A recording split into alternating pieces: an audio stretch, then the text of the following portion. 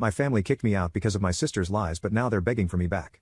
I was 21 when my fiancé asked me to marry him. He was the absolute light of my life. We had known each other since preschool, our families are very close. He would come and have dinner with us on a daily basis and vice versa. He doesn't have any siblings, but I have 2 older sisters. Which is very important as he was also very close with them. We grew up together. When we started dating, I don't think our parents stopped celebrating for weeks. He helped me deal with a lot of my anxiety, and even when I gained a little weight and my mother berated me saying he was going to leave me, he told her off and said he loved me for who I was, not for what I looked like, even though he claimed I was the most beautiful girl in the world to him. We were only engaged for 6 months before the incident. My middle oldest sister, let's call her Nikki, was a very cold person. She never showed any affection. She only ever opened up to my fiancé as she said she saw him as a brother, and he also helped her through a lot of her dark times, such as battling substance addictions and breaking the law. She and I never saw eye to eye. I loved her dearly because she was my sister but didn't like her as a person. Out of the blue she tells me she wants to take me clubbing as we had never been together before, and she felt bad that she was so distant to me. I agreed, and that night we went out. Clubbing wasn't really my style, but once I had a few drinks, I loosened up a little and began having fun. The night was going smoothly until Nikki spotted a guy across the room whom she claimed she wanted to climb like a tree. She walked over to him, and within a few minutes she was back and she had a sour expression on her face. I asked her what was up, but she never said anything. I kept pressing because I didn't want our night to be ruined. She then told me the guy didn't want her number but he wanted mine instead. I told her he was a loser and there were plenty of guys around who would kill to be with a girl like her. She didn't budge though. She told me she needed to use the restroom and then we would leave. I waited for an hour. During this time I was sipping on a lot of different cocktails. I then started feeling really dizzy and lightheaded.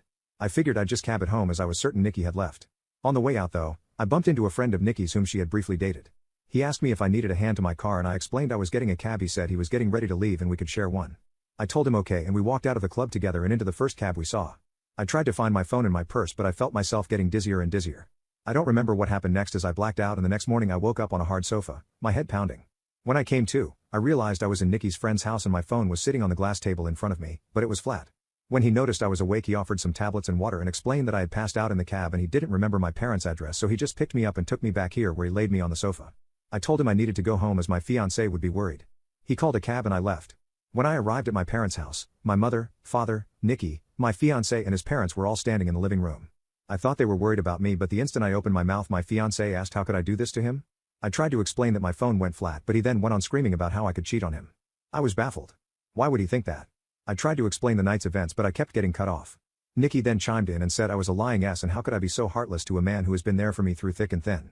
She went on to say I kept flirting with random guys all night, and then when she went to the bathroom, she saw me leave with her friend. I told her what had happened and she showed me photos on her phone where as we were leaving, his hand was on my back ushering me outside. Yes, the photo did look horrible and I was so drunk I didn't even realize his hand was on my back at all. My fiancé was so angry, he kept shouting and his mom and mine were both crying. I then asked Nikki to call her friend and he would confirm nothing happened, but when she called him, he told a completely different story. He said I begged him to take me back to his, and when he did, we slept together multiple times.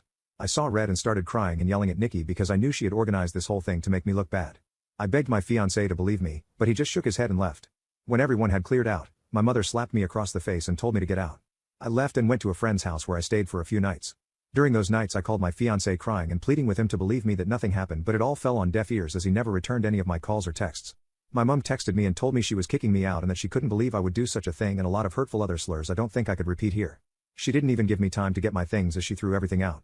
I was now homeless. None of my family would take me in, as they chose my fiancé and mother's side. I was homeless and single in less than a day and a half. My entire world had been taken away because of Nikki's lies. Now for weeks I tried everything to get my fiancé back and my family. The limit for me though was when Christmas time had come and I went over to my mother's house to try and reconcile.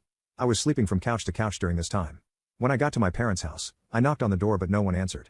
My friend then called me and told me she just saw on Facebook that my family were in another state celebrating Christmas and they had posted pictures online. Everyone was there, my sisters, parents, grandparents and even my fiancé and his family. When I myself saw the photos, I couldn't stop crying as they all looked so happy. I cried for days and days before deciding to block them all. I even returned my engagement ring. My friend knew someone a couple hours away who was looking for some help in his restaurant, and he even had living arrangements above where he worked so I could get rent at a cheap price and work at the same time. I wanted to start over with my life as it hurt me that no one took my side and they all left me to fend for myself. I was able to move pretty quickly and was doing well. The apartment was tiny and I had to work 10+ hours almost every day, but I was able to save a lot of money. I'm not living in the apartment anymore. I was able to rent a much nicer condo, but I am still working at the restaurant as assistant manager. Now it has been roughly 2 years since I left and have not spoken to any of my family. I had no idea what was going on with them until I got a knock on my door. It was my ex-fiancé. I was shocked to say the least. All these feelings came rushing back and all I wanted to do was jump into his arms. But then I remembered the pain I had felt and tried to slam the door in his face, but he stopped it and asked that I let him explain. He said that Nikki had gotten married and she had confessed that she lied about the situation because she had found someone she loved so much and realized what a horrible thing she had done. I asked him how he found me and he said my friend told him. My entire family has been trying to get in touch with me and want to see me. I told him I needed time to see if I even wanted to have them in my life. He left and I have been a mess since. I don't know what to do. I know I will never ever forgive Nikki. She could rot for all I cared, but it's hard because my other family and fiancé didn't know she was lying, but I also felt like they abandoned me too quickly without letting me explain my side.